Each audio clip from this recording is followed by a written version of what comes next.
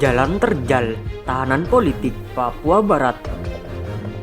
Bagi tahanan politik Papua, penjara bukanlah akhir segalanya.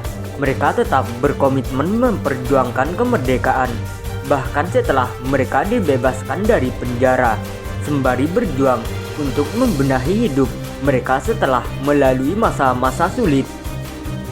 Sebuah penahanan panjang.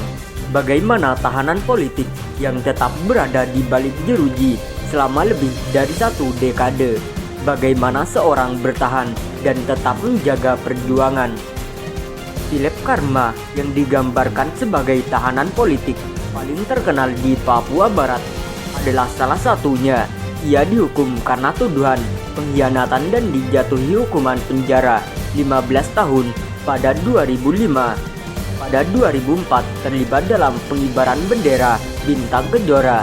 Ia berbicara kepada penulis di penjara Abepura, Jayapura pada Juni 2015. Ia berusia 55 tahun pada saat itu, telah dipenjara selama lebih dari 10 tahun. Ia telah dibebaskan. Dikagumi dan dihormati, Philip dikenal di dalam penjara karena menampilkan yang unik. Ia sering mengenakan pakaian coklat seperti seragam pegawai negeri dengan sebuah tanda pengenal sepotong kertas seukuran kartu identitas bergambar bendera Bintang Kejora menempel di dada. Saya masak sendiri dengan kompor dari kaleng susu kental yang dilubangi. Masaknya pakai kaleng biskuit kongguan dipotong setengah, sudah jadi kayak kompor. Atas dikasih rantang stainless, kata Philip dalam 2015, menceritakan rutinitasnya di penjara. Ia memasak makanan sendiri, mengambil sayuran dari kebun sendiri. Ia menanam daun gedi dan singkong. Philip suka makan sayuran rebus tanpa garam. Jika dia ingin menyedap, dia mencampurnya dengan mie instan. Saya makan seperti itu setiap hari, katanya. Keluarga dan teman-teman yang mengunjungi akan membawa makanan yang lebih enak. Mereka bawakan ikan, wam daging babi, pernah juga dibawakan daging buaya. Enak rasanya. Hari Natal adalah hari istimewa. Philip merayakan Natal bersama teman-teman dengan acara bakar batu, sebuah tradisi penduduk yang tinggal di pegunungan, memasak daging dengan dimasukkan ke dalam batu yang telah dibakar. Daging itu diberikan bumbu dan dicampur sayur dari dedaunan mentah. Saya senang bisa bikin kegiatan di sini seperti di luar. Saya melihat orang lain senang. Saya senang saya bisa membuat orang lain senyum. Saya bergembira, kata Philip. Berkebun, memasak dan menonton televisi. Bagi Philip, aktivitas itu membantunya menghadapi hidup di dalam batas-batas dinding penjara. Kembali pada tahun 2015, Philip mengungkapkan rahasia tetap sehat ketika di dalam penjara. Triknya adalah mengubah pemikirannya, melihat penjara sebagai sebuah rumah. Jangan berpikir ini penjara. Kalau berpikir ini penjara, kamu tersiksa. Saya bilang lama-lama pindah ke sebelah, di sebelah rumah sakit jiwa. Jadi harus berpikir di rumah, sehingga at home. Kamarnya dibersihkan, didekorasi sesuai selera sehingga nyaman, kata Philip. Philip aktif dan kreatif di penjara. Ia dan rekan-rekannya pernah mengadakan pelatihan membuat bingkai foto dengan kertas daur ulang. Bingkai yang menarik kemudian dijual ke pengunjung. Ia juga menjual tabloid Jubi, surat kabar independen yang didirikan oleh organisasi masyarakat sipil setiap kali edisi baru keluar. Dia berharap teman-temannya di penjara tetap mengikuti berita-berita di Papua.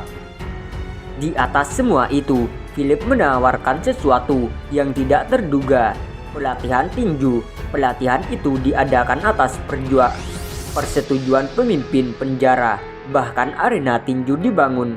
Ia merasa penting untuk melibatkan narapidana yang lebih muda ketika ia dikirim ke penjara.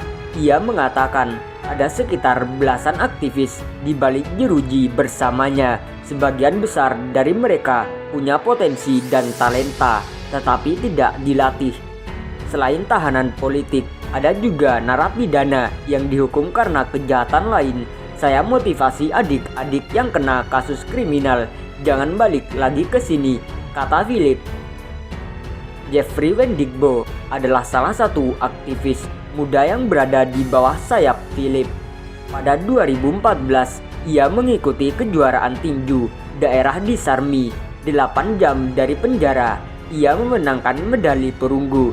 Narapidana lain meraih perak dan emas.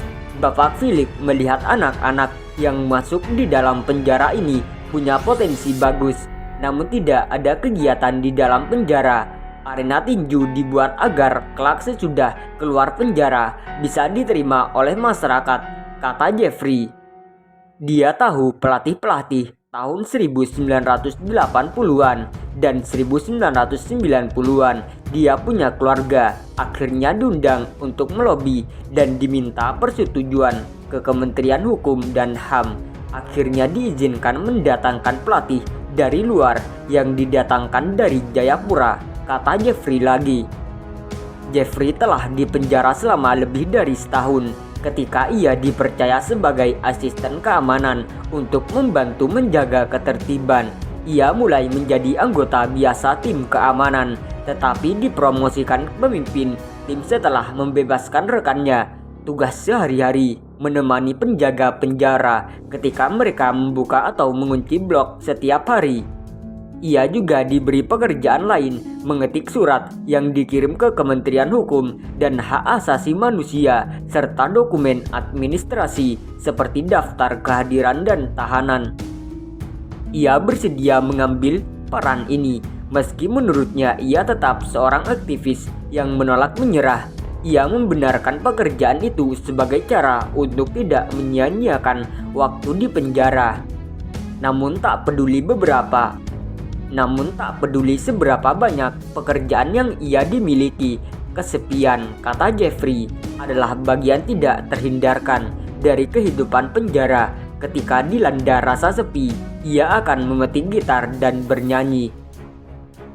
Seminggu setelah ia dibebaskan dari penjara pada 27 Juli 2014, Agus Krar terbang ke Biak, sebuah pulau kecil di pantai utara Papua. Ia memutuskan kembali tinggal di kampung halamannya. Saya senang bertemu sanak saudara. Banyak yang datang ke rumah untuk bertemu, jabat tangan, berpelukan, melepas rindu, kata Agus.